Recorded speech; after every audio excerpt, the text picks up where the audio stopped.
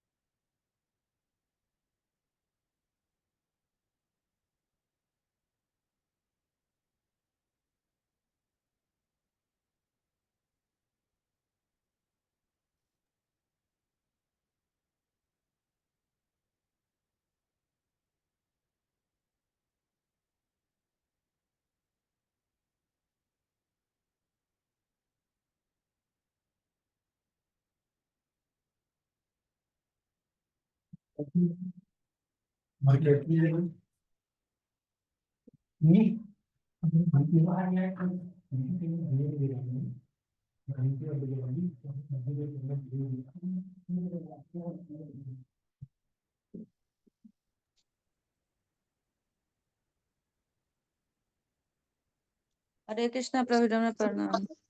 हरे कृष्णा रिंकू जी, हरे कृष्ण। प्रभु जी आवाज था ना तेज कर देना, आवाज नहीं इतना आती। आवाज तेज कर देना, बाकी लोगों तो आवाज पूछता हूँ पता बाकी। नहीं आवाज ही नहीं आती है, मुझे तो अब रिकॉर्ड ही सुनने पड़ेगा क्योंकि आवाज इतना तेज ही नहीं आता है। ठीक। हरे कृष्णा कृष्ण कृष्णा हरे हरे, हरे राम राम राम हरे हरे। आवाज आ रही मेरी सबको? हाथ उठाएं। हरे कृष्णा यस प्रभु जी, आ रही है आवाज। आ रही है ना? ठीक है, ओके। तो रिंकू जी आप देखो जरा, आपकी तरफ हरे से क्या कृष्ण। दिक्कत है, क्योंकि बाकी लोगों को आवाज आ रही है। हरे कृष्ण। हरे कृष्णा मिलता माता।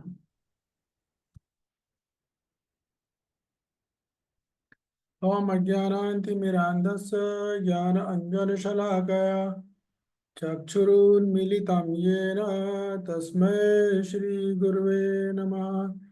मूकं करोति वाचालं पंगुलिङ्गयते गिरिं यत्कृपातमहं वन्दे श्रीगुरुदीनतारिणं। वाञ्छाकल्पतरुभ्यश्च कृपा सिन्धुभ्येव च पतितानां पावनेभ्यो वैष्णवेभ्यो नमो नमः। जय श्री कृष्ण चैतन्य प्रभु नित्यानंद, श्री अद्वैत गदाधर शिवासादि गौर भक्त वृंद। हरे कृष्ण कृष्ण कृष्ण हरे हरे, हरे रामो राम राम हरे हरे।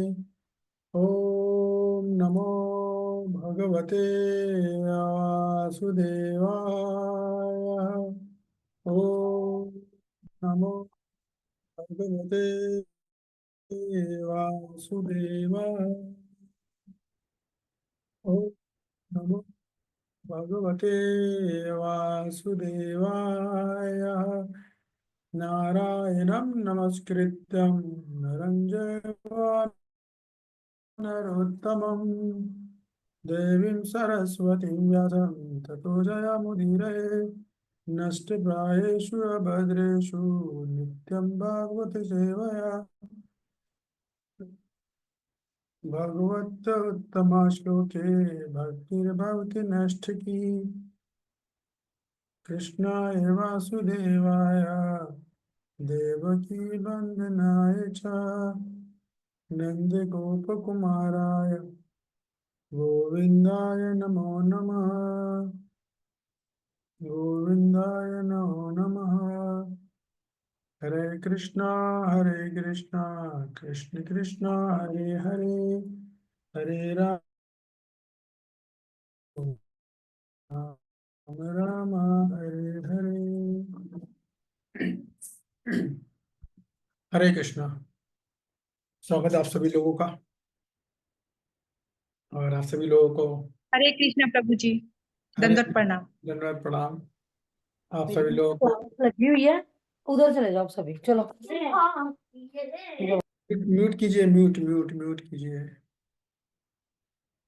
तो आप सभी लोगों को वैष्णव नाम यथा शंभु अरे महाशिवरात्रि की हार्दिक हार्दिक शुभकामनाएं। और ये प्रार्थना करते हैं कि भगवान शिव हम सभी लोगों को भक्ति में तेजी से आगे बढ़ सकें। कृष्ण भक्ति के मार्ग में जो बाधाएं आ रही हैं वो बाधाएं भगवान शिव हटाएं और हम लोग को सहायता करें कि हम भक्ति मार्ग में तेजी से आगे बढ़ सकें।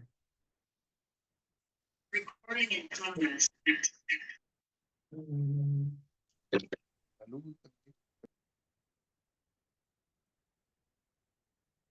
तो हम लोग जो है चर्चा कर रहे हैं श्लोक क्रमांक 4 पर। ठीक है।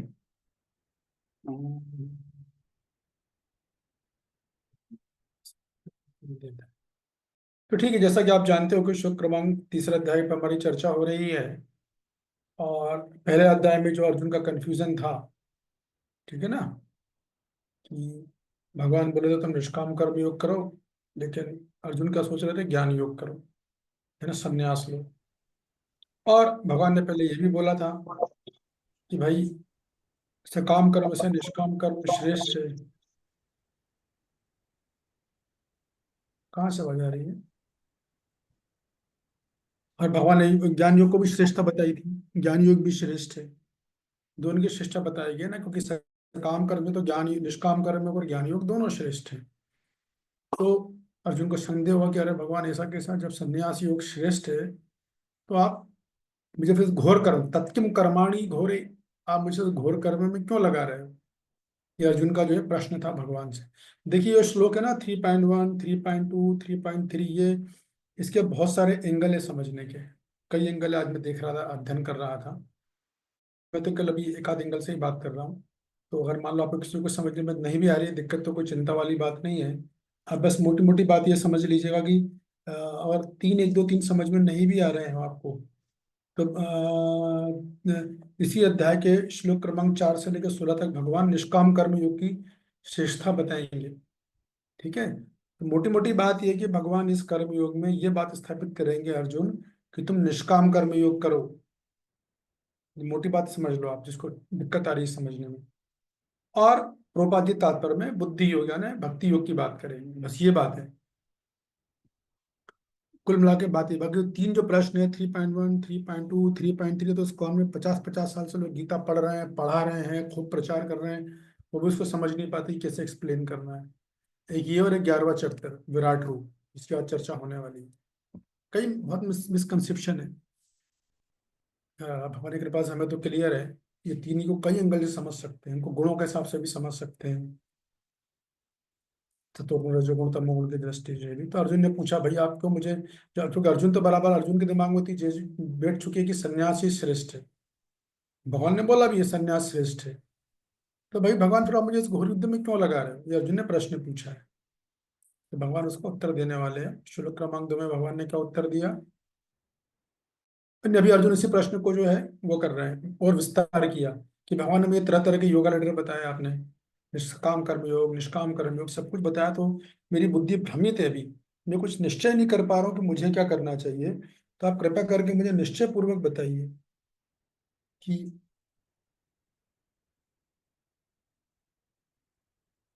मुझे निश्चय पूर्वक मेरे लिए क्या श्रेयस्कर है।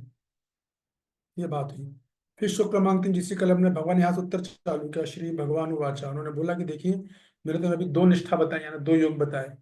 ज्ञान योग संख्या नाम, संख्या गिनने वाला ज्ञान योग बताया। और कर्म योग है ना योगी नाम, वो योगी जो निष्काम कर्म योग करते हैं उसके बारे में मैंने तुम्हें पहले बता दिया है। तो प्रभा जी तो आपको मैं कई बार भेज चुका हूँ, तो जब भी निष्काम कर्म योग की बात आएगी तो वो तो यही बोलेंगे कि जो है भक्ति योगी श्रेष्ठ है।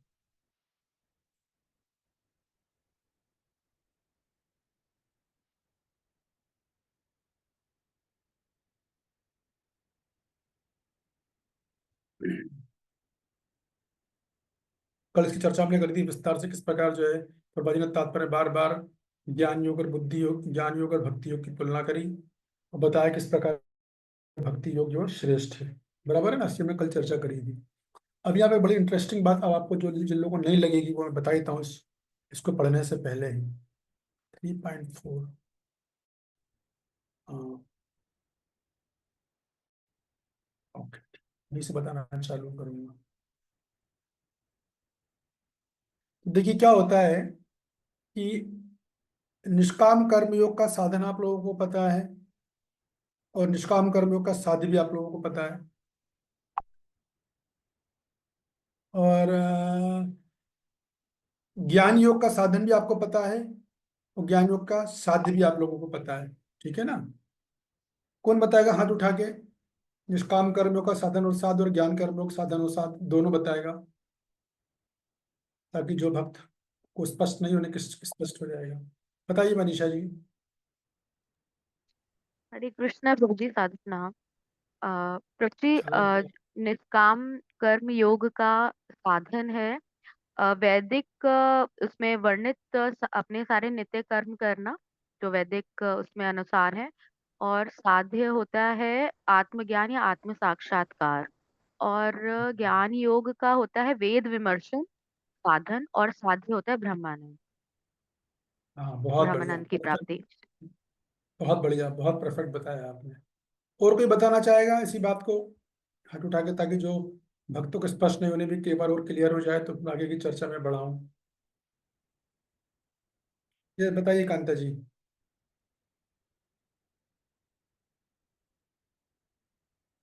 हरे कांता कृष्णा देवी। प्रभु जी। हाँ जी। आप मुझे ही बोल रहे हैं ना? हाँ, आपको ही हरे बोल रहा कृष्णा हूँ। प्रभु जी।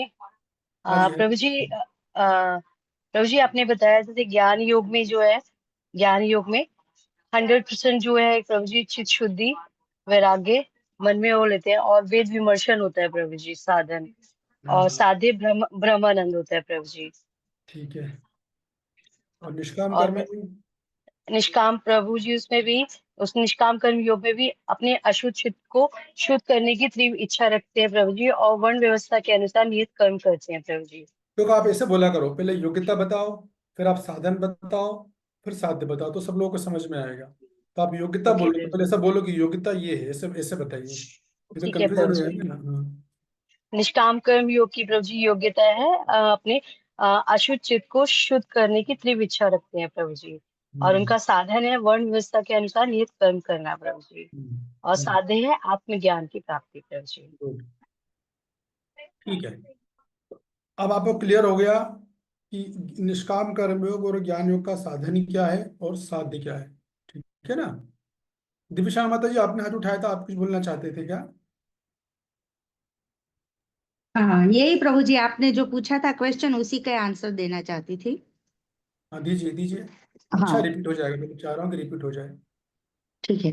ज्ञान योग की योग्यता है प्रभु जी 100% चित्त शुद्धि, हम्म, और 100% वैराग्य, हम्म, पूर्ण वैराग्य जैसे मन में। और उनका साधन है वेद विमर्शन, और साध्य है ब्रह्मानंद। और निष्काम हम्म। कर्म का योग्यता है अशुद्ध चित्त को शुद्ध करने की तीव्र इच्छा, और साधन है वर्ण व्यवस्था के अनुसार नियत कर्म, और उनका साध्य है आत्मज्ञान। परफेक्ट, बहुत बढ़िया। इसको आप लोग रट लो अच्छे से, समझ में आना चाहिए। आप कहाँ से हो माता जी? वल्लभ नगर से हो क्या? हाँ, वल्लभ विद्यानगर से प्रभु जी। तो आप हमारे इनके पतिदेव का नाम द्वारकाधीश प्रभु है। हाँ, समझ गया समझ गया, ठीक है। आप शायद गोवर्धन में मिले थे ना मेरे से? हाँ, हम गोवर्धन में मिले थे जब हम आए थे, हाँ हाँ, परिक्रमा रात का करने आए टाइम थे। था। हाँ हाँ। ठीक है, ठीक, धन्यवाद। हाँ, तो हरे देखिए, कृष्णा प्रभु। तो क्या है कि ये दो चीजें तो हो गई है ना।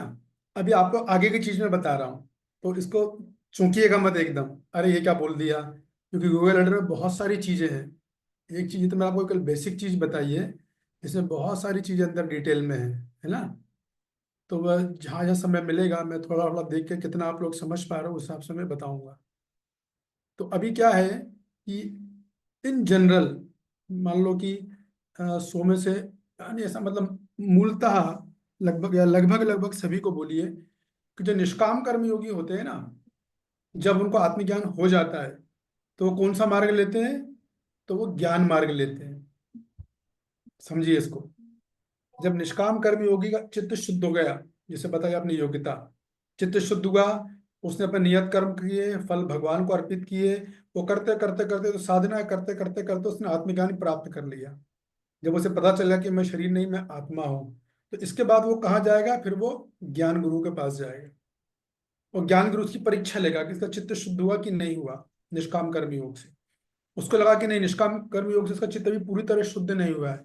मान लो कि 99% चित्त शुद्ध हो गया, लेकिन 1% रह गया है, तो वापस भेज देगा उसको, बोलेगा थोड़ा निष्काम कर्म और योग करो, अभी 1% चित्त शुद्ध आपका रह गया है, फिर आप फिर आना मेरे पास, ठीक है। लेकिन मानो कि उसका 100% चित्त शुद्ध हो चुका है एकदम और गुरु कन्विंस्ड हो गया है, तब गुरु उसको साधना देगा वेद विमर्शन की, वेदों का अध्ययन करो, ठीक है ना। और उसका कोई कार्य नहीं करने, उसका सीधा होगा संन्यास, उसका सीधा संन्यास होगा। ज्ञान योग में साधक का सीधा संन्यास होता है एकदम, तो संन्यास होगा और संन्यास होने के बाद फिर वो वेद विमर्शन की साधना करेगा। इसके बाद फिर वो क्या लक्ष्य रखेगा कि मुझे ब्रह्मानंद में मिलना है। तो मैं ये बताना चाह रहा हूं कि देखिए कि निष्काम कर्मयोगी और ज्ञान कर्मयोगी का मार्ग मूलतः एक ही है, ब्रह्मानंद में प्राप्ति। लेकिन चूंकि एक का चित्त शुद्ध नहीं है तो निष्काम कर्मयोग के लिए भेजा गया है।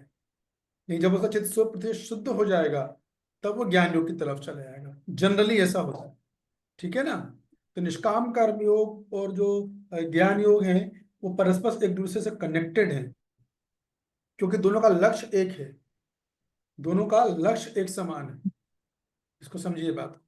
ऐसी बात को दूसरे तरीके से मैं बोलता हूं कि हालांकि निष्काम कर्मयोगी और ज्ञान योगी का लक्ष्य एक समान है, किंतु उसमें से जिस योगी का चित्त शुद्ध नहीं है पूरी तरीके से, तो वो निष्काम कर्म योग करेगा, क्योंकि अभी वो ज्ञान योग के लिए क्वालिफाइड नहीं है। और इसी बात का वर्णन श्लोक क्रमांक 4 से लेकर 16 तक चलने वाला है। और अर्जुन इसी बात को बोलने वाले हैं, भाई संन्यास के लिए आदमी बहुत क्वालिफाइड चाहिए, इसको समझो आप बात को। संन्यास के लिए, संन्यास कोई छोटी मोटी चीज नहीं होती है, ठीक है ना। खासतौर से ज्ञान योग में या अष्टांग योग दोनों में, वहां तो बिल्कुल कभी भी आज तक इतिहास गवाह एक भी ज्ञान योगी सन्यासी का फॉल डाउन नहीं हुआ है, एक भी ज्ञान योगी का। भक्ति में तो हम देखते हैं कितने ही सन्यासी हैं और वापस वो पुनः गृहस्थ आश्रम में जाते हैं, लेकिन एक भी ज्ञान योगी का इतिहास नहीं अष्टांग योगी का जो कि इसका सन्यास हो वही फॉल, क्योंकि वो एंट्री ही नहीं कराते हैं, वहां प्रिंसिपल ये होता है।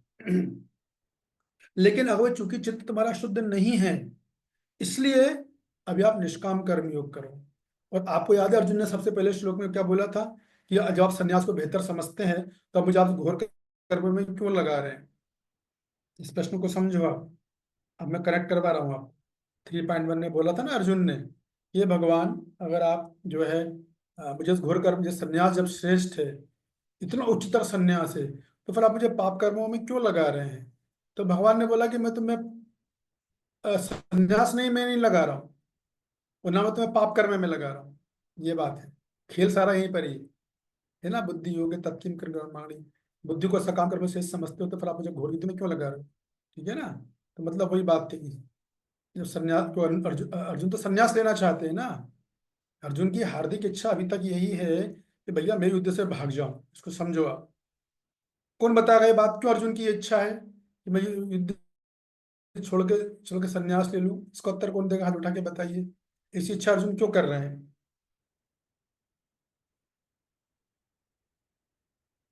मैंने तुम्हें बता चुका हूँ, कितनी ही बार मैंने बोला है। हरे कृष्णा प्रभु जी, अर्जुन रिपीट ऐसी करेंगे इच्छा क्यों कर प्लीज रहे हैं क्वेश्चन। अर्जुन ऐसी इच्छा क्यों कर रहे हैं कि मैं युद्ध छोड़कर संन्यास ले लूं। ऐसी क्यों इच्छा है उनकी, उनके मन में क्या धारणा है बताइए। नहीं नहीं नहीं नहीं। राकेश जी आपने सुना नहीं है, राकेश भाई तो आप तो खैर नहीं, अभी अभी मत बताइए आप। हाँ कांता रानी माता जी आप बताइए और जो अर्जुन Yes. ऐसे सोच रहे हैं कि कुछ भी कर्म नहीं करना पड़ेगा उसमें, और मुझे पाप भी नहीं लगेगा और ये भी नहीं होगा, कर्म भी नहीं करना पड़ेगा। हाँ बिल्कुल सही बात है। अर्जुन जी की धारणा ये है कि भाई कर्म करने का मतलब है पाप, कर्म करोगे तो पाप लगेगा ना। अगर मैं युद्ध करता हूं तो लोगों को मैं मारूंगा, मुझे पाप लगेगा। बढ़िया संन्यास ले लेता हूं मैं, तो मैं पाप कर्म के फल से बच गया। इस बात को आप समझ लो अच्छे से। फिर वो सोचेगा मैं पाप कर्म से बच गया, तो भगवान बोल रहे नहीं, एक विधि ऐसी है कि तुम कर्म भी करोगे और तुम्हें पाप भी नहीं लगेगा, लेकिन तुम सन्यास मत लो। अर्जुन बोला ठीक है मैं सन्यास लेता हूं ना, तो भगवान बोलेंगे नहीं सन्यास मत लो, तुम निष्काम कर्म योग करो। क्यों? अभी चर्चा में आगे से कर, अब मैं बताता हूं आपको। तो कौन पढ़ना चाहेगा? हाथ उठाइए।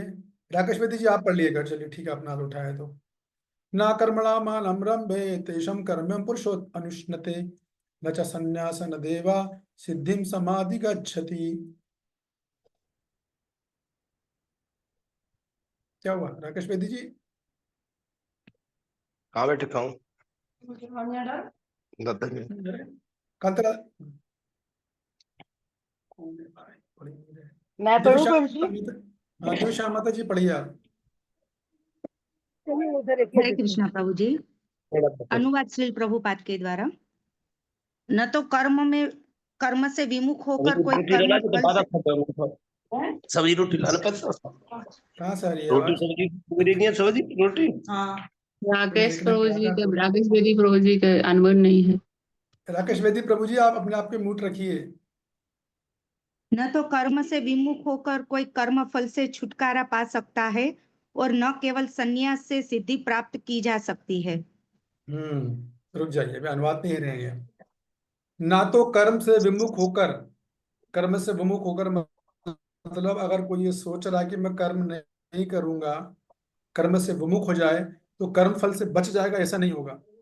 और ऐसा भी नहीं है कि तुमने संन्यास अगर ले लिया तो तुमको बहुत बड़ी सिद्धि प्राप्त कर लोगे, ऐसा भी नहीं है। ठीक है। ना कर्म आरंभे नश्य कर्म।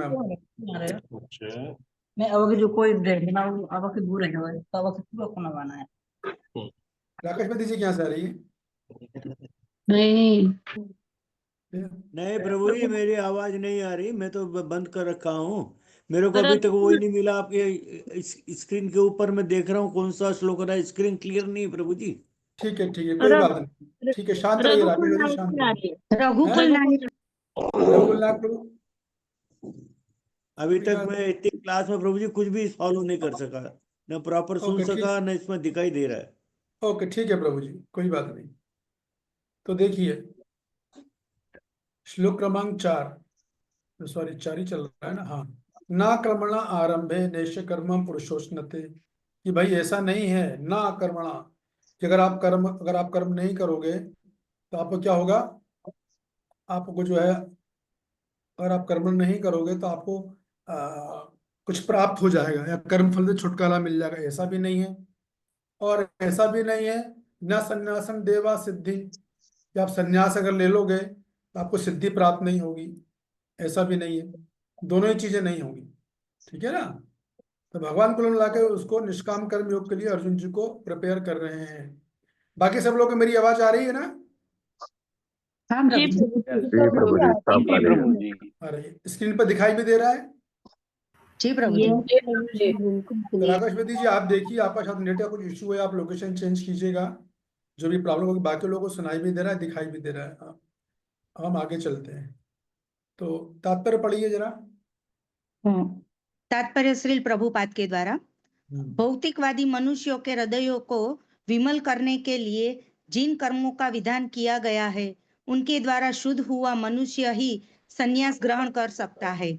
शुद्धि के बिना संन्यास ग्रहण करने से सफलता नहीं मिल पाती। रुक जाइए, देखिए मुद्दा ये है, अभी अर्जुन बार बार संन्यास के लिए बोल रहे हैं, तो भगवान अर्जुन के माध्यम से, अर्जुन तो शुद्ध भक्त है, बाकी दुनिया को समझा रहे कि भाई अर्जुन बार बार बोल रहे हैं मुझे संन्यास चाहिए, मुझे संन्यास चाहिए, मुझे संन्यास चाहिए।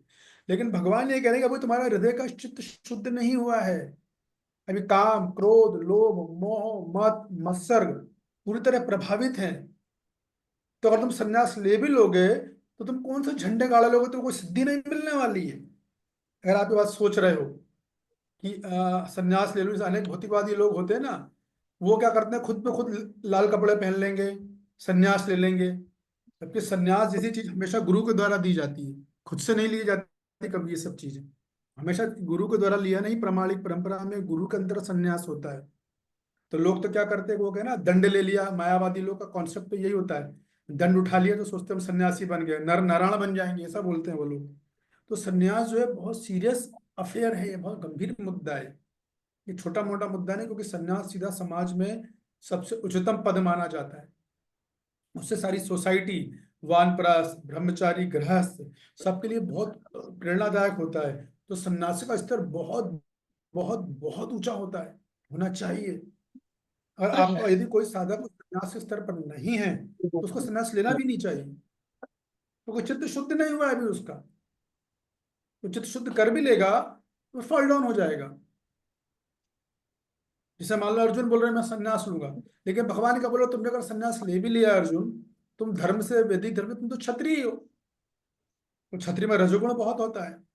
तो मान लो तुम सन्यासी गुजारा करने के लिए भीख मांगता है, वो ऐसा फोन नहीं करता कि चलो भैया मंदिर में आ रहा हूँ तो मेरे लिए क्लास का प्रवचन करवा दो, सुबह 3 बजे वहां क्लास दूंगा, 4 बजे वहां दूंगा, मेरी ड्यूटी की प्लेट जो है वो बुक करवा दो, राजभोग की प्लेट बुक करवा दी, ये सब नहीं होता। तो सन्यास मतलब बहुत उच्च अवस्था है, वो आध्यात्मिक दृष्टि से देखेंगे आप अगर, तो या शास्त्र की दृष्टि से देखेंगे तो बहुत बहुत उच्च अवस्था है। सन्यास का मतलब है कि जो साक्षात ब्रह्म के दर्शन कर रहा हो वो सन्यास लेने योग्य होता है। हर कोई सन्यास नहीं ले सकता है। अशुद्ध चित्त से सन्यास नहीं लेना चाहिए। तो भगवान अर्जुन को ये बात बोल रहे हैं कि अर्जुन तुम्हारा चित्त अभी शुद्ध नहीं है। अगर तुमने अभी अशुद्ध चित्त से सन्यास ले भी लिया और तुम वन में चले भी गए, तो पर तुमसे लड़ाई झगड़ा करोगे। तुम्हारी जगह पे कोई दूसरा आकर बैठ जाएगा, दूसरा भिखारी, तुम उसको बोलोगे तू मेरी जगह पे कैसे बैठ गया, या तुझे भिक्षा ज्यादा कैसे मिल गई, तुझे भिक्षा कम मिले, पहले लड़ाई झगड़ा चालू हो जाएगा। क्योंकि मन में अभी चित्त शुद्धि नहीं हुई है ना। अभी आपका काम, क्रोध, लोभ, ये सब ईर्ष्या भी खत्म, माने चीजें खत्म नहीं हुई है अभी, तो आप सन्यास के योग्य नहीं हो। सन्यासी क्वालिफिकेशन बहुत अच्छी है, बहुत उच्च कोटि की क्वालिफिकेशन है। तो तुम क्या, तो फिर क्या करना चाहिए, तो फिर तुम क्या करो, तुम्हें निष्काम कर्म करना चाहिए। तुम अपना इंद्रियों को लगाओ, कर्म करो, चित्त शुद्धि करो। जैसा अभी कांता जी ने बताया कि निष्काम कर्म की योग्यता क्या है, कि साधक को तीव्र इच्छा होती है मेरी चित्त शुद्धि करने की। तो तुम अभी अपनी चित्त शुद्धि करो पहले निष्काम कर्म योग के माध्यम से। जो तुम्हारे वैदिक कर्म है, तुम क्षत्रिय वर्ण में आते हो, गृहस्थ आश्रम में हो, तो तुम्हारी शास्त्र में ड्यूटीज बताई गई वो करते रहो करते रहो, और उसका फल भगवत अर्पित निष्काम कर्म है, भगवान को दो। उससे क्या होगा, तुम्हारा चित्त शुद्ध हो जाएगा और तुम लक्ष्य को हासिल भी कर जाओगे। दोनों चीजें हैं ये। तो तुम क्या करो, तुम ज्ञान मार्ग के सन्यासी मत बनो। अभी तुम्हारा चित्त शुद्ध नहीं हुआ है, अभी तुम बन भी जाओगे तो तुम्हें काम, क्रोध, लोभ, मोह चीजें प्रभावित करेंगे। सन्यासी जनरली एकांत में रहता है, जनरली एकांत में रहोगे तो गड़बड़ करोगे फिर, है कि नहीं। तो कुल मिला के मतलब ये है कि अगर आप चित्त पूरी तरह शुद्ध नहीं है और फिर भी अगर आप सन्यास ले रहे हो, तो उसे बोलते हैं प्री मैच्योर स्टेज, अपरिपक्व अवस्था है, अपरिपक्व अवस्था है वो। तो इसलिए बेहतर क्या होगा कि तुम जो है निष्काम कर्म योग करो, क्योंकि अभी आसक्तियां हैं, अभी हृदय में इच्छाएं हैं। तो सन्यास ले लोगे तो तुम फिर, सन्यास ले लिया तुमने, मन में तो इच्छाएं हैं, आसक्ति है अभी कुछ कुछ, तो फिर तुम आसक्ति का मार्ग में फंस जाओगे, तुम्हारा पतन हो जाएगा, फिर नीचे गिर पड़ोगे। उससे बेहतर है कि तुम्हारा भी चित्त भी शुद्ध नहीं है, पूरी तरह शुद्ध नहीं है, होगा कुछ तो शुद्ध है, पूरी तरह नहीं है, तो तुम निष्काम कर्म योग करो। ये पूरी बात का पूरा खेल ये चल रहा है, पूरा खेल सारा ये है कि भगवान बार बार अर्जुन को निष्काम कर्म योग के लिए प्रेरणा देंगे। मतलब अपना क्षत्रिय युद्ध करो, कर्म का फल मेरे को अर्पित करो। ये मत सोचो कौन हारेगा कौन जीतेगा, कौन कहाँ, जब मैं मरूंगा तो कहाँ जाऊंगा, स्वर्ग कहाँ जाएगा, हानि लाभ मत देखो, कौन मेरी प्रशंसा करेगा कौन निंदा करेगा, कुछ नहीं देखना है, अपना कर्म करो बस।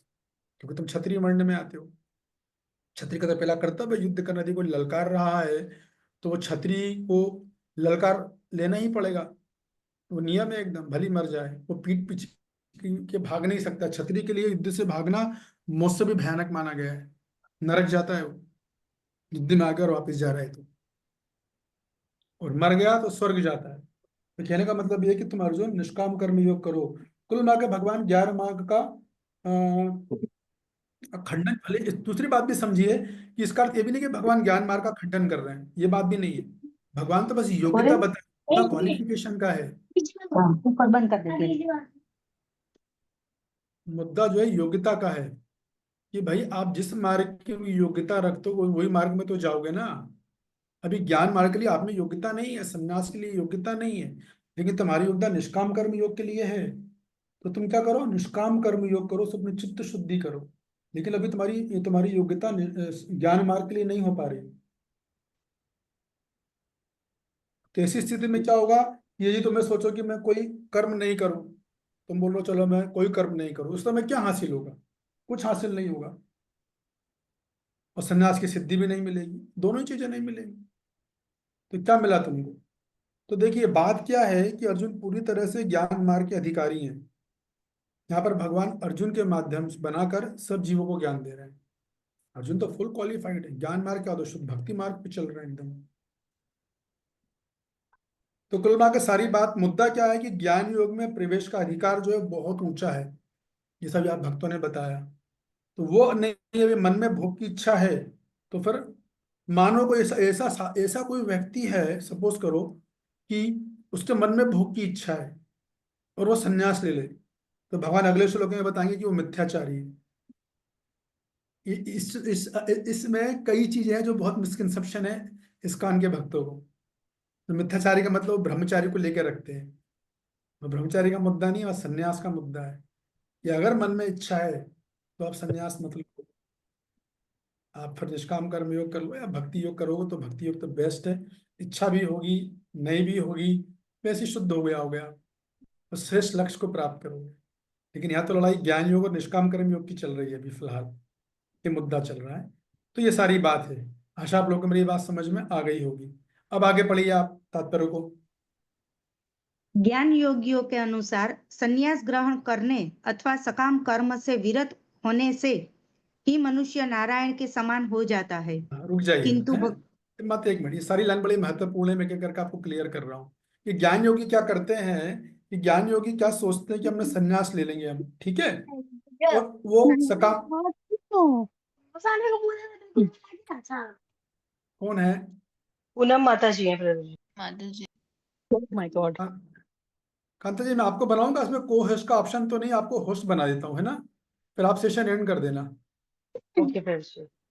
ऐसे एक बार ट्राई करके देखता हूँ, मेरे इसमें को होस्ट का ऑप्शन नहीं आता है, मेरा पर्सनल जूम है जो, लेकिन जो दूसरा जूम है ऑफिशियल जूम, उसमें तो बराबर को होस्ट का ऑप्शन देता है। आप एक्टिव रहना, मैं आपको बना के देखता हूँ, क्योंकि शेयर तो मुझे कुछ करना नहीं रहेगा।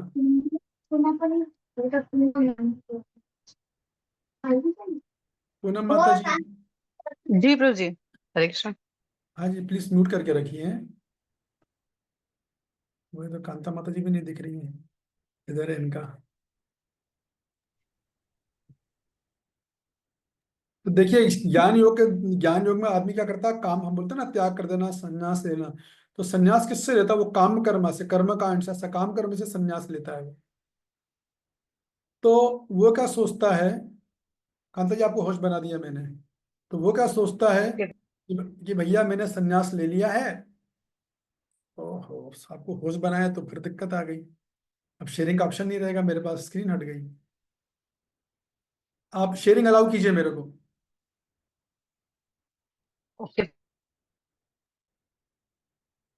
तो ज्ञान योगी का कंसेप्शन यही रहता है कि मैं कोई ज्ञान योगी जब ज्ञान लेगा तो काम कर्म का त्याग कर देता है, उसी संन्यास बोलते हैं, कर्म कांड का त्याग करेगा। तो वो क्या सोचता, बस कर्म कांड का त्याग कर लिया, हम बन गए सन्यासी, हम नर और नारायण बन गए, ये उनकी अवधारणा होती है ज्ञान योगियों की। कर दिया प्रभु जी। दंड ले लिया है, कर दिया प्रभु जी, शेयर कर सकते हैं अभी आप। हाँ ठीक है, तो दंड ले लिया आपने, तो दंड आपने ले लिया, तो फिर आपका नर, आप मनुष्य, आप नर होगा, नारायण बन जाओगे फिर आप। ये ज्ञान योग का कंसेप्शन, तो प्रभुपाद जी उसी बात को बोल रहे हैं कि ज्ञान योगी के अनुसार संन्यास ग्रहण करने अथवा सकाम कर्म से विरक्त होने से मनुष्य नारायण के समान हो जाता है। किंतु भगवान के इस मत का अनुमोदन नहीं करते, तो भगवान इस बात को श्लोक में नहीं बोलेंगे। हृदय की शुद्धि के बिना संन्यास सामाजिक अवस्था में उत्पात उत्पन्न करता है। देख लो प्रभुपाद जी का स्टेटमेंट, अगर हृदय की शुद्धि नहीं हुई है पूरी तरह मतलब 100% बोल रहा हूं मैं बार बार, 99% भी नहीं चलेगा। अगर हृदय की शुद्धि नहीं हुई है तो सामाजिक व्यवस्था में केवल उत्पात मचेगा, क्योंकि सन्यासी सबसे आइडियल स्टेज होता है पूरे सोसाइटी के लिए। तो कहते हैं ना, मन में भी उसकी योग्यता, मन में भी विचार नहीं आता होना चाहिए, इतना जबरदस्त है। तो संन्यास योग एक तरह से बड़ा कठिन है ज्ञान योगियों के लिए। कितने लोग दुनिया में ऐसे होंगे जो पूरी तरह विरक्त हो, कोई इच्छा ही नहीं, ऐसा है ही नहीं।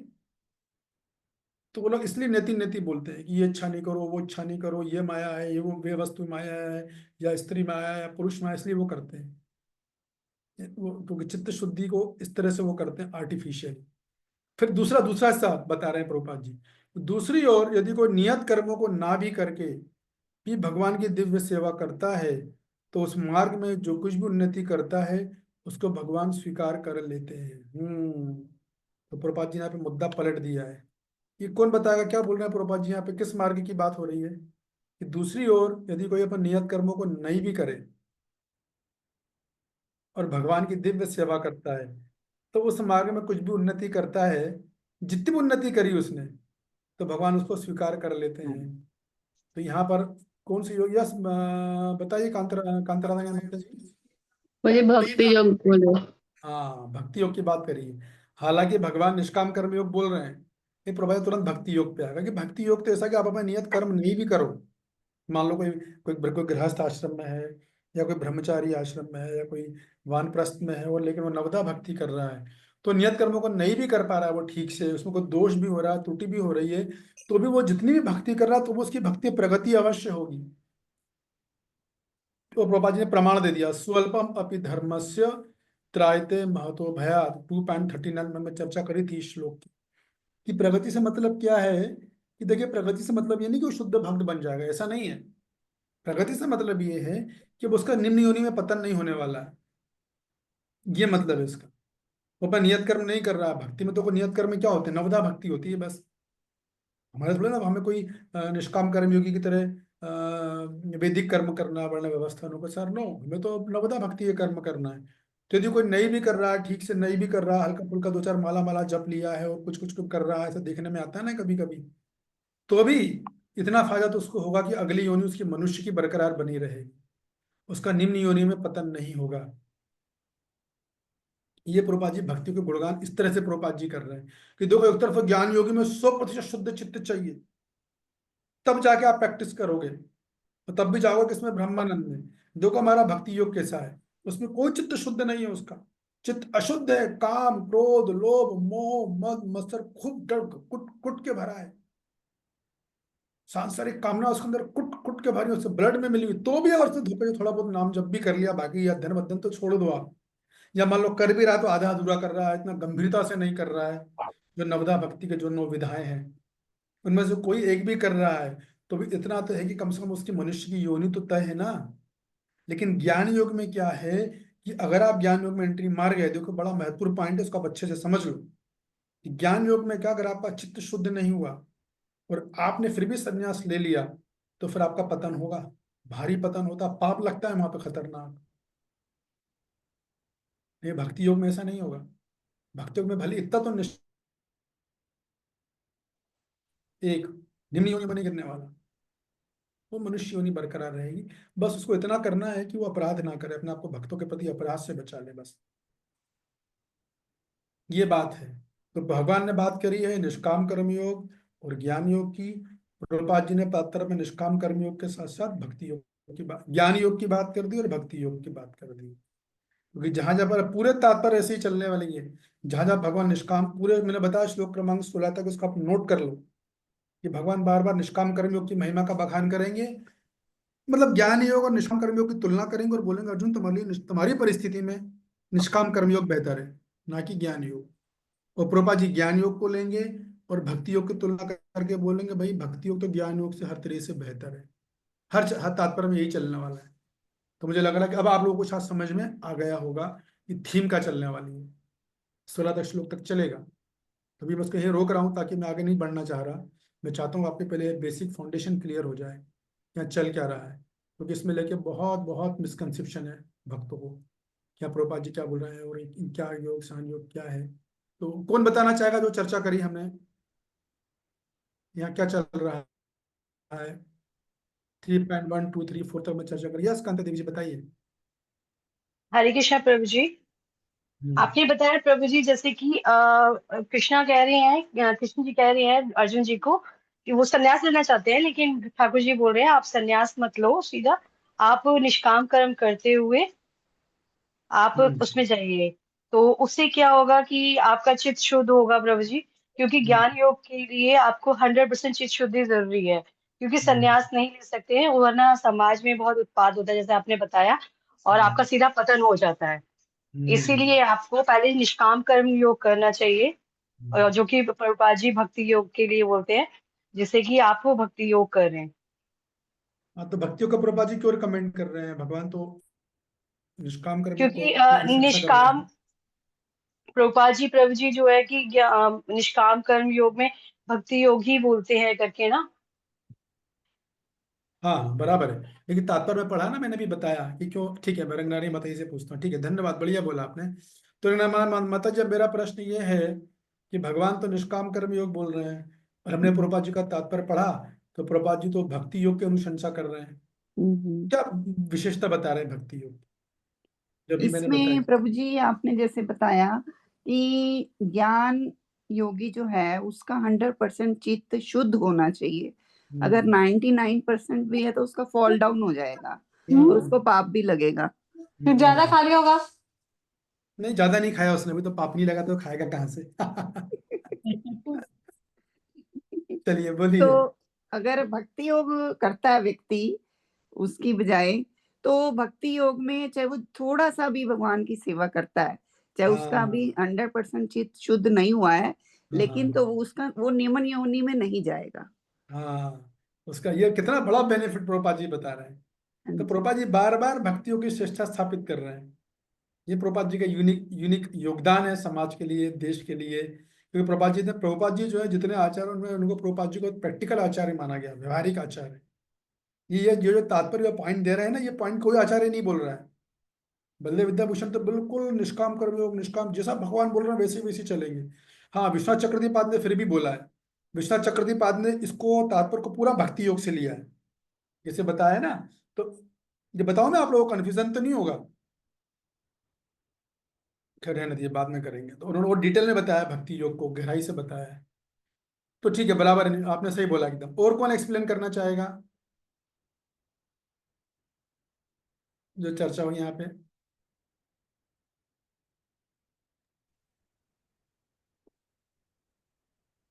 बताइए राकेश कुमार जी। प्रभु जी, मैं जो समझा वो बता रहा हूँ प्रभु जी आपको। प्रभुपाद ने ना सबसे आसान रास्ता भक्तों को बता दिया। हम जैसे कलयुगी लोगों के लिए प्रभु जी फेज बाई फेज नहीं जाने को बोला।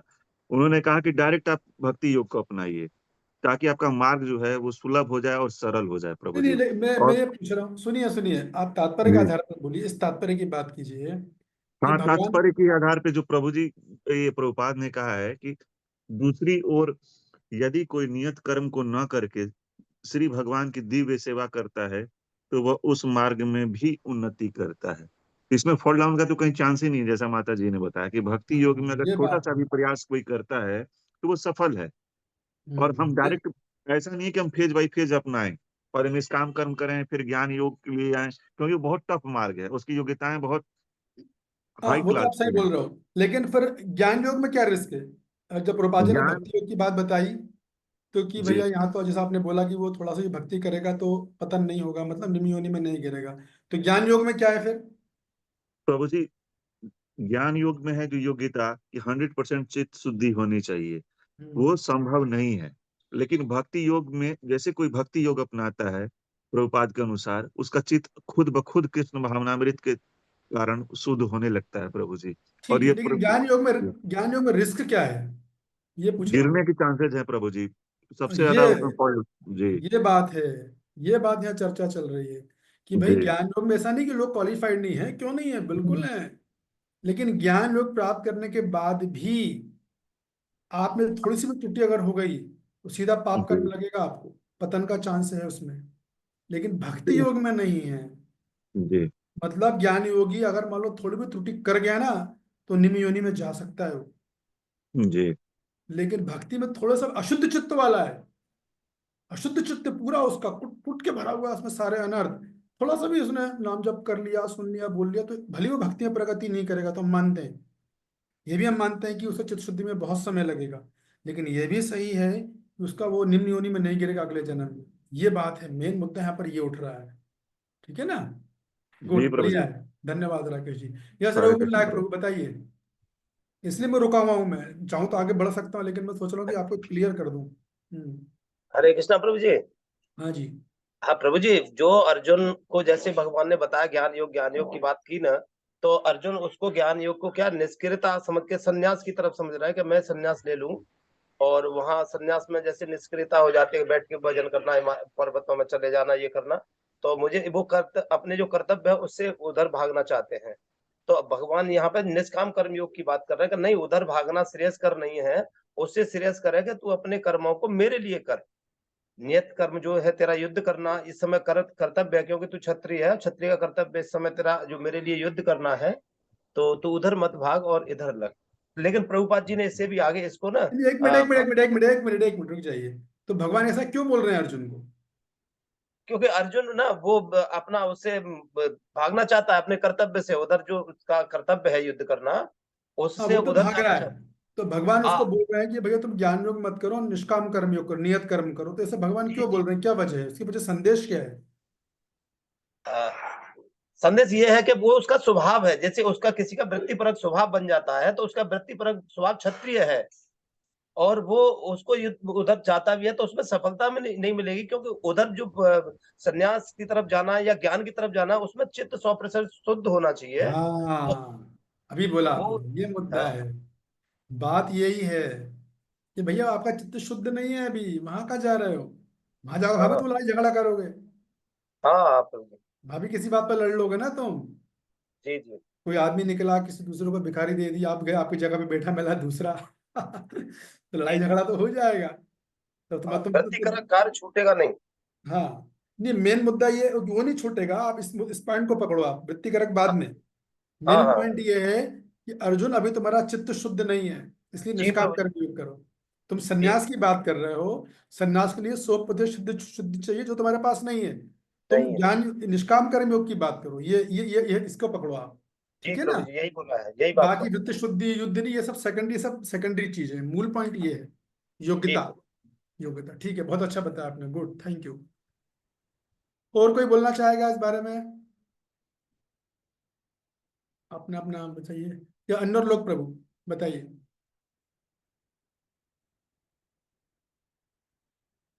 यस प्रभु जी, हरे कृष्णा। हरे कृष्णा। हरे कृष्णा प्रभु जी। मैं इस पूरी बात को एक छोटी सी थीम के द्वारा मैंने समझने की कोशिश की है, एक छोटी सी एनालॉजी के लेकिन साथ सुनिए, बता आप जो सकता हूँ। बोलोगे ना, वो जो तात्पर्य पे भी हमने हाँ, चर्चा करी, उसी के आधार पे बोलिएगा। ठीक है ना? फिर उसी के आधार पे बोलेंगे, हाँ, यहाँ उसी वहाँ के बाहर मत आधार पे भागिएगा। बोलेंगे। हाँ, बोलिए। नहीं, बाहर नहीं भागेंगे। हम्म, हमें हमें ऐसा ऐसा मैं तो महसूस कर रहा हूँ कि भगवान एक माँ की तरह है और अर्जुन एक पुत्र की तरह है।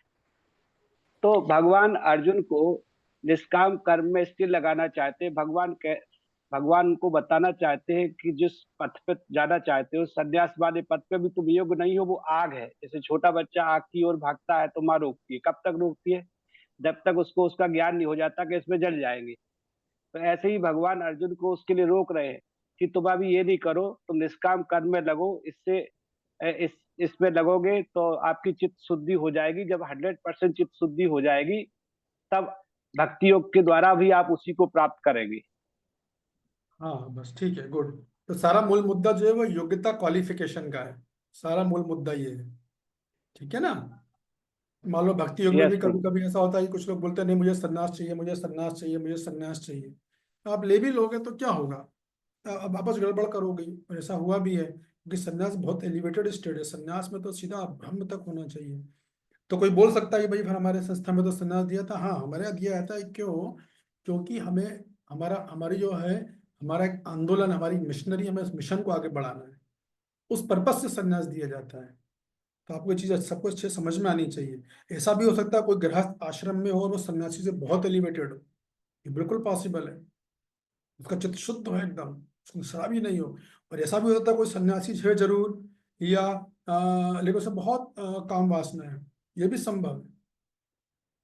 तो या ऐसा भी हो सकता है कि कोई ब्रह्मचारी आश्रम में हो, वो भी बहुत शुद्ध हो, लेकिन गृहस्थ नहीं हो। ये भी संभव है। या गृहस्थ शुद्ध हो लेकिन ब्रह्मचारी नहीं हो। तो बाकी जो हमारी वो चीजें, हमारी का अधिकतर चीजें ऑर्गेनाइजेंशियल हैं, तो उस दृष्टि से मिशन को बढ़ाना, आगे चलाना, उस दृष्टि से संन्यास दिया जाता है। लेकिन हम उनका सम्मान करते हैं बराबर, ऐसा नहीं कि सम्मान नहीं करते, सम्मान हम बराबर करते हैं।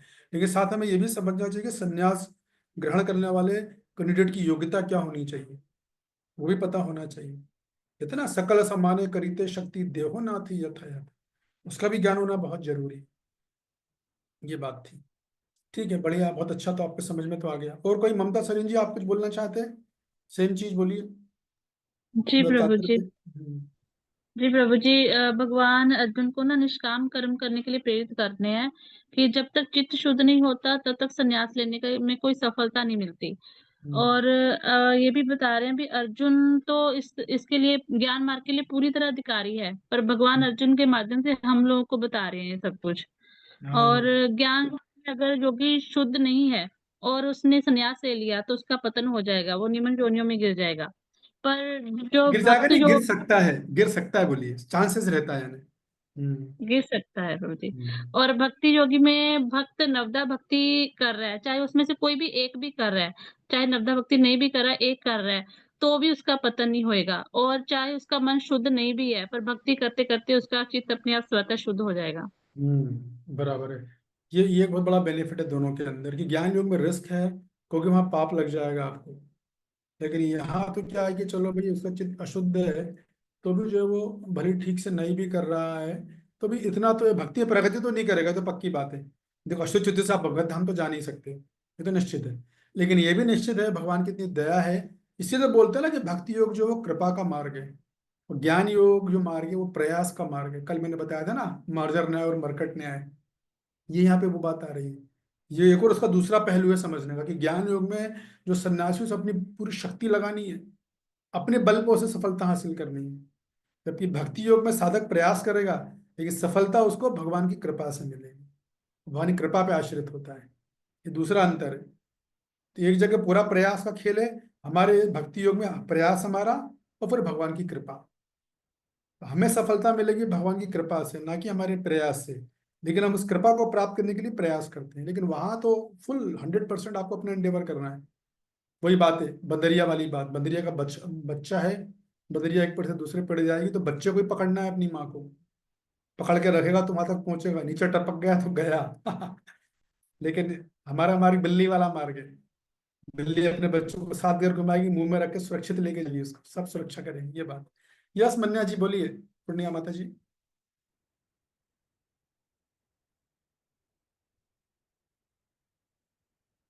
मैंने माता जी आपने हाथ उठाया, हाथ हैंड रेस किया। हाँ जी, सॉरी, मैं बोल अनम्यूट नहीं किया। हरे कृष्ण प्रभु जी। जी मेरा इसी से रिलेटेड एक प्रश्न था प्रभु जी, अभी पूछ सकते हैं या आफ्टर क्लास पूछ सकते हैं? पूछ लीजिए, मैं एंड करूंगा, मैं आगे नहीं, पूछ लीजिए। इसी वाक्य से रिलेटेड मेरा प्रश्न ये था प्रभु जी कि हम लोगों को किस मार्ग पे चलना चाहिए? जैसे प्रभुपाद जी सीधा भक्ति मार्ग का बता रहे हैं, और ठाकुर जी अर्जुन को निष्काम कर्म का बोल रहे हैं। हमें किस मार्ग को पकड़ना चाहिए इस अपनी तो देखिए, समझ गया। तो टाइम में? देखिए, सुनिए आप बात को, आप कि ठाकुर जी अभी यहाँ पर निष्काम कर्म योग बोल रहे हैं, ठीक है। मान लीजिए आपने किसी व्यक्ति को 10 बातें बोली, बात नंबर 1, बात नंबर 2, बात नंबर 3, 4 कहता 10 तक आई, तो अंतिम बात कौन सी मानी जाएगी? फाइनल किसको मानोगे आप? 1 में से 10 में किसको मानोगे फाइनल? प्रश्न बहुत अच्छा है आपका। 1 से 10 में से किसको फाइनल मानेंगे? हाँ, निर्णय किस आधार पे होगा भाई? डिसीजन क्या फाइनली? क्या आपने किसी को कुछ किसी चीज सारी की। प्रॉब्लम्स को सुनते हुए कुछ कुछ सभी का निवारण किया जाएगा 10 प्रॉब्लम में से। हाँ, तो आपने उसके लिए 10 पॉइंट बोल दिए ना। हाँ देखो भाई, जी। आप ये भी कर सकते हो, आप ये भी करो, आप ये भी करो। कोई आपके पास आया कि मेरे समय घर हम्म, में मेरे ये परेशानी चाहिए, ठीक है, आप ये भी कर सकते हो। आप फिर भूखेगा नहीं, मेरे को ये दिक्कत, आप बोलोगे ये भी कर सकते हो, नहीं ये भी दिक्कत, आप ये भी कर सकते हो। तो अंत में आप एक बात को निष्कर्ष रूप में बोलोगे, तो उसको जी। बोलेंगे अंतिम सत्य, ठीक है ना। तो उसी प्रकार भगवान ने पहले अर्जुन को सकाम कर्म योग बताया दूसरे अध्याय में, अभी यहाँ निष्काम कर्म योग बता रहे हैं। फिर लेते ले लाते ज्ञान योग और बताएंगे, अष्टांग योग बताते, फाइनली भगवान बोलेंगे अर्जुन सब छोड़ दो, भक्ति करो। तो वही भगवान जब ये निष्काम कर्म योग बोल रहे हैं वो अंत में भक्ति योग फाइनल कर देंगे। मिला आपको जी उत्तर? प्रभु, हाँ नहीं, आई कैन अंडरस्टैंड, बट मुझे एक छोटा सा, अभी तो हम बहुत निम्न योनि के साधक हैं, हमें अभी दिनचर्या के रूटीन में हमें क्या करना चाहिए? निष्काम कर्म, बहुत सी बोले जो ऐसी व्यवस्था प्रॉब्लम्स वही जो आती हैं, तो वही जो भगवान में अगर बोलेंगे हम अंत में। भक्ति की तरफ चले जाते हैं ओनली, तब भी हमारा हम गिर, मुझे लगता है कि मैं तो नीचे आ जाती हूँ। फिर निष्काम कर्म में आते हैं, गृहस्थी में काम करने पड़ते हैं हमें, बहुत से काम ऐसे हैं जहाँ हमें सामने वाला कुल भी नहीं दे रहा होता, लेकिन हम ठाकुर जी को छोड़ देते हैं कि हमें ठाकुर जी की सेवा करनी है, हमें फल प्रभु देंगे, बंदा तो नहीं दे सकता। मेरी अपनी दिनचर्या में इसी तरह को फॉलो करती हूँ मैं, कि सामने वाला यूज एंड, वो आपने एक था थॉट भी आया था आपका, यूज एंड थ्रो, तो हम तो ये करते हैं, एट लास्ट में यही कर, ठाकुर जी मेरे को तो आपकी सेवा करिए, आप जानो, मैं अपनी पर्सनल आपको बता रही हूँ कि मेरा ये दिन में रहता है।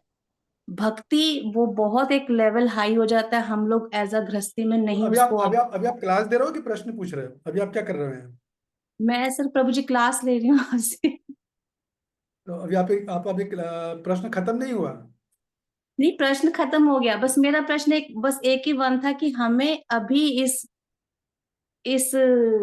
गृहस्थी के जीवन में, या कुछ भी कह सकते हैं, हमें किस काम, निष्काम कर्म को पकड़ना चाहिए या भक्ति योग को पकड़ना चाहिए? ठाकुर जी तो एट लास्ट अर्जुन को वहीं ले जाएंगे, क्योंकि अगर प्रभुपाद जी ने हमें स्टार्टिंग दे दी और वो आपका एंड प्रश्न अभी खत्म नहीं हुआ क्या?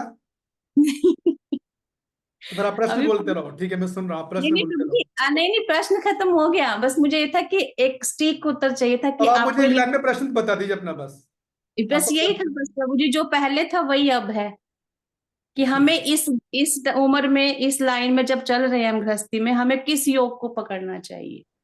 धन्यवाद। हो गया बस। प्रश्न आपका? जी जी।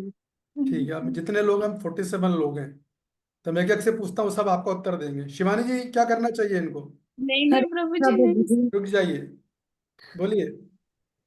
प्रभु जी वैसे तो एग्जैक्ट उत्तर तो आप ही दे सकते हो। अरे हाँ। आप लोग के कमाल हो गए हैं।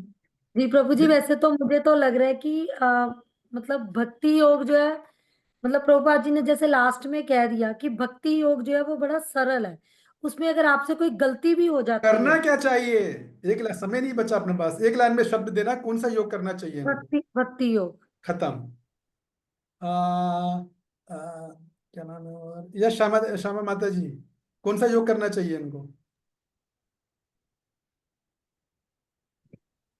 भक्ति योग प्रभु जी। ओके, जामवंती कृपा माता जी, कौन सा योग करना चाहिए माता जी को, मन्या माता जी को? भक्ति योग। जय गुरु जी, तैयार हो जाओ आप। तनु माता जी? हरे कृष्णा प्रभु जी, भक्ति योग। भक्ति योग। हरे जय गुरु कृष्ण जी, कौन सा प्रभु योग जी। करना चाहिए माता जी को? प्रभु जी भक्ति योग। भक्ति योग। ओके, कांता जी, कौन सा योग करना चाहिए इनको? भक्ति योग प्रभु जी। भक्ति योग। नीलांचल देवी माता जी, कौन सा योग करना चाहिए पूर्णिमा माता जी को? नहीं। दिवेश शरीन बोरा।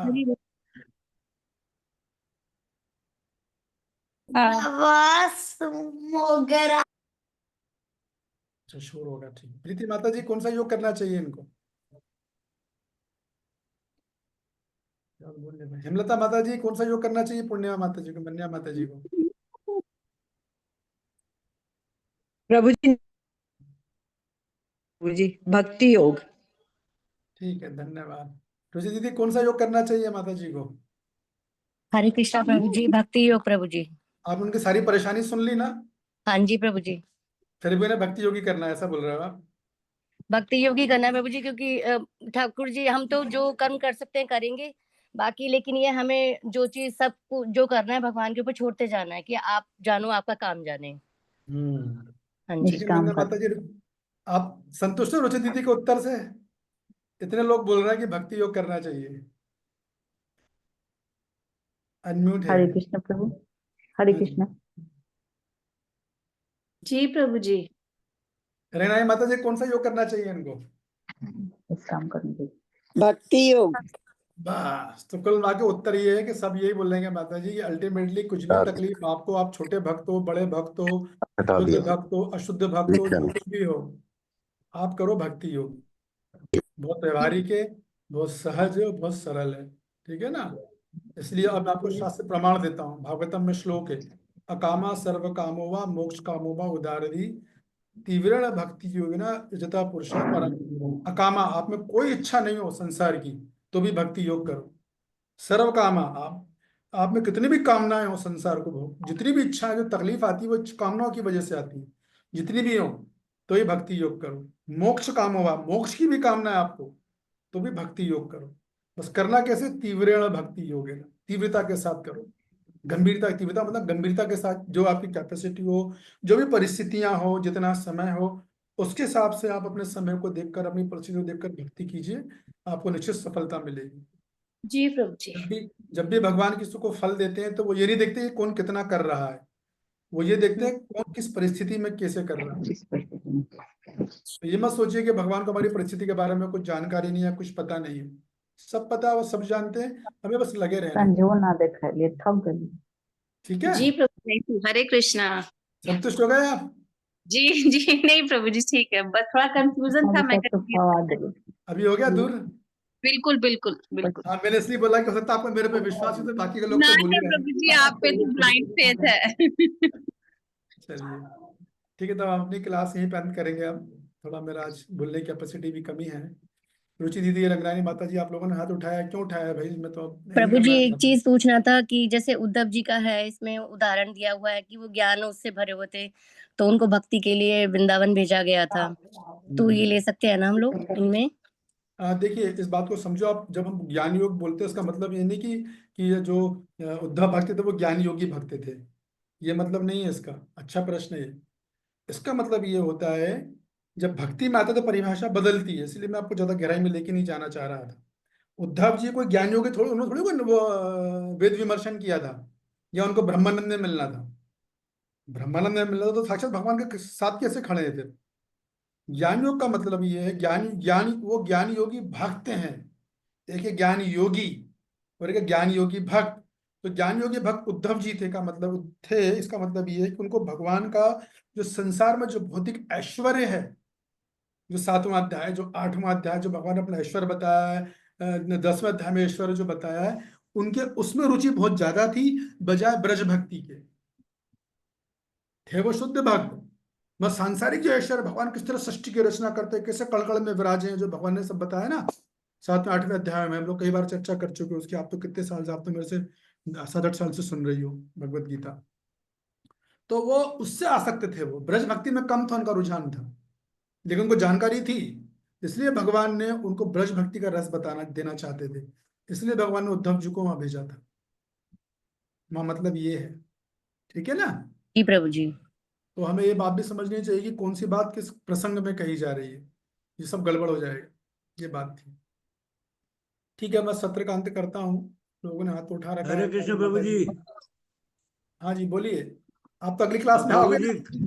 हाँ जी। प्रभु जी कल आपने कहा था कि मैं क्वेश्चन से शुरू करूंगा, क्योंकि कल आपने क्वेश्चन आंसर नहीं लिए थे प्रभु जी। हाँ हाँ बोलिए बोलिए, क्या प्रश्न था आपका? जल्दी से और पूछिए प्रश्न। आज भी वो क्वेश्चन, अभी टाइम भी समाप्त हो रहा है प्रभु जी। नहीं नहीं, आप बोलिए प्रश्न, क्या प्रश्न था आपका? को मैं भूल लेके गया था, सॉरी। तो बोलिए। वो कल नहीं, मैंने कल आपसे क्लास में पूछ लिया, वो कंफ्यूज हो गया था, क्योंकि वो भक्ति शास्त्री में पूछ लिया था मैंने आपसे ना। प्रश्न पूछिए, प्रश्न प्रश्न क्या प्रश्न है? यही है प्रभु जी, सांख्य योग, कर्म योग वगैरह का थोड़ा सा क्लेरिफिकेशन एक बार बता देते प्रभु जी। ओके, तो देखिए, आपको क्या डाउट, क्या सांख्य योग कर्म योग में, पहले मुझे आप ये बताओ। डिफाइन नहीं है प्रभु जी मेरे को। ओ अच्छा अच्छा, ठीक है, समझ गया। तो मैंने योगा लेटर भेजा था, वो पढ़ा था आपने? हाँ प्रभु जी। तो देखिए, योगा लेटर, अगर आप सांख्य योग की अगर आप बात करोगे तो आप योगा लेटर खोलिए, तो सांख्य योग में साध्य क्या है? नहीं, यही नहीं है प्रभु जी, मेरे को इसके बारे में कुछ भी, मतलब इसलिए मैंने आपसे ये थोड़ा ओ जानकारी अच्छा लेनी अच्छा, चाहिए। तो मैंने योगा लेटर भेजा था ना, तो देखिए सांख्य योग या ज्ञान योग एक ही बात है, एक ही योग के जी दो वो नाम हैं। और जो सांख्य योग की विधि है, जिसे बोलते हैं साधन, वो होती है वेद विमर्शन। यानी जितने वेद होते हैं ना, चारों वेद हुए, विशेष रूप से उपनिषद जो होते हैं, उनका ये लोग बारीकी से अध्ययन करते हैं, 20-20, 22-22 घंटा। और अध्ययन भी जब करते हैं, क्योंकि वे तो संस्कृत में है, तो अर्थ भी ये लोग अपने मन से निकालते हैं। इसलिए प्रभुपाद जी इसको बोलते हैं मानसिक कल्पना। ये लोग अर्थ भी कोई आचार्यों को देख के नहीं निकाल रहे हैं, मन से निकालेंगे, या इनके जो आचार्य शंकराचार्य जी उनको देख के निकालेंगे। तो शंकराचार्य जो अर्थ दिए वो तो उन्होंने जानबूझ कर ही उनको इम्पर्सनल निराकार अर्थ दिए हैं। तो ये ज्ञान योगी हैं जो वेद विमर्शन करते हैं, उनका लक्ष्य होता है ब्रह्म ज्योति में मिलना। ठीक है, ये समझ गए आप? जी प्रभु जी। अब रही ठीक है। कर्म योग की, तो कर्म योग को बोलते हैं निष्काम कर्म योग। निष्काम कर्म जब साधक जाता है तो उसकी विधि दूसरी होती है। उसकी विधि क्या होती है? उसकी विधि होती है कि वर्ण व्यवस्था में जो उसके वर्ण है, जो उसके कर्तव्य हैं, कोई ब्राह्मण है, कोई क्षत्रिय है, कोई वैश्य है, वो शूद्र है, तो हर शास्त्र में हर वर्ण के हिसाब से उसे कर्तव्य बताए गए। तो उन कर्तव्य को करेगा, वो उन क्रियाओं को करेगा, तो क्रियाओं को करेगा तो फल भी आएगा। स्वाभाविक नियम है, हर क्रिया की प्रतिक्रिया होती है। तो निष्काम कर्म योग को जो फल मिलता है वो खुद नहीं लेता है, वो फल भगवान को अर्पित कर देता है। इसलिए उसको बोलते हैं भगवत अर्पित निष्काम कर्म योग। तो ये बहुत बड़ा अंतर है ज्ञान योगी में और निष्काम कर्म योगी में, दोनों में। और निष्काम कर्म योगी का साध्य क्या है? आत्मज्ञान की प्राप्ति करना। मतलब इस बात को समझना कि मैं शरीर नहीं, मैं आत्मा हूं। जबकि ज्ञान योगी का साध्य ब्रह्म ज्योति में मिलना। ठीक है? हरे कृष्णा प्रभु जी, बहुत बहुत क्लियर हुआ प्रभु जी। अभी तक मेरे को हाँ कुछ समझ में नहीं आया था, इसलिए बहुत कंफ्यूज था ना मैं प्रभु जी इसमें। ठीक है, ठीक है, अभी हो आप गया। पूछ रहे थे क्लास के बीच में क्वेश्चन पूछ रहे थे, मेरे को कुछ समझ में ही नहीं आ रहा था ना प्रभु जी, मैं मिस ठीक है, कर अभी आप गया था समझ इसको। गए? हाँ जी, हाँ जी, धन्यवाद प्रभु जी। ठीक है, अभी आगे एक और बात बता रहा हूं, तो उस बात को सुनकर आप चकराना मत। ठीक है? ये दोनों के अंतर हैं, दोनों की जी विधि जी अलग है, दोनों का साधन अलग है, दोनों का साधन अलग है, दोनों का साध्य अलग है। लेकिन जी जी आ, आप जो निष्काम कर्म योगी है उसका भी लक्ष्य ब्रह्मानंद में जाना अल्टीमेटली। ये अभी चूंकि जी चित्त जी शुद्धि नहीं हुई है, इसलिए वो आत्मज्ञान पे गया हुआ है। लेकिन दोनों का लक्ष्य एक होता है इन जनरल। कभी कभी अपवाद होता है, बट इन जनरल लक्ष्य एक ही होता है। समझ गए आप? हरे कृष्णा प्रभु जी, ठीक है, धन्यवाद प्रभु जी। धन्यवाद, थैंक यू वेरी मच। वांछा कल्पतरुभ्यश्च कृपा सिंधुभ्येव च पतितानां पावनेभ्यो वैष्णवेभ्यो नमो नमः। नमो नमः। तो कांता जी आप सत रेण कर दीजिए। जी प्रभु जी। हरे हरे कृष्ण।